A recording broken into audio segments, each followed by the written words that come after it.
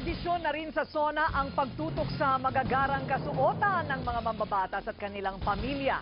Silipin ang mga in at out na fashion style sa pagpapatrol ni Marie Lozano.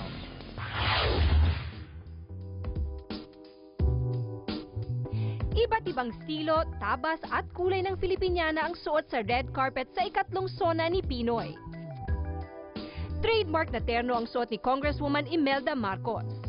Elegante din ang mga tradisyonal na terno, gaya ng suot ni Mayor Lani Cayetano, asawa ni Senator Alan Peter Cayetano. Pero nang ibabaw ngayong taon ang tinatawag na modern Filipiniana look o makabagong mga terno at barot saya na sumasalamin daw sa modernong Pinay. Green off-the-shoulder na Filipiniana na gawa ni Randy Ortiz ang suot ng presidential sister na si Chris Aquino. Si Senator Pia Cayetano suot ang 1920s inspired na gown na may balahibo. Si Senator Loren Legarda gawa sa recycled pinya ang blusa. Tailor jacket na gawa sa sari fabric ng Mindanao ang suot ni Representative Lani Mercado.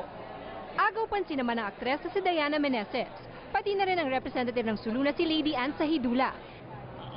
May kaakibat naman na mensahe ang fashion statement ng mga party list groups. Bago pa ang SONA ng Pangulo, tinututukan ng media ang red carpet fashion. Dito rin tinutukoy ang best dress list para sa taon. Sa mga nakaraang taon, laging pasok si Congresswoman Lucy Torres Gomez sa best dress list. Ngayong taon, simple pero elegante si Lucy sa kanyang terno, kasama ang kanyang asawang si Richard Gomez. Di naman nagpahuli ang kanilang 12 taong gulang na anak na si Juliana. For experience, and my mom wanted me to come also. Agaw pansin din ng congressional spouse na si Don Zulueta. Kasama rin si Asunta De Rossi sa mga listahan ng best dress sa mga nakaraang taon. Pero anya, di importanteng makasama sa listahan.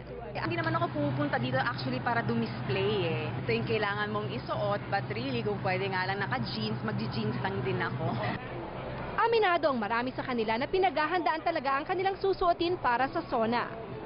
Para itong Oscar and Patas Award. You have to look your best as public officials. Sa mga susunod na araw lalabas ang best dress list.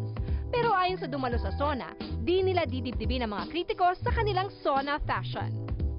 Marie Lozano, Patrol ng Pilipino.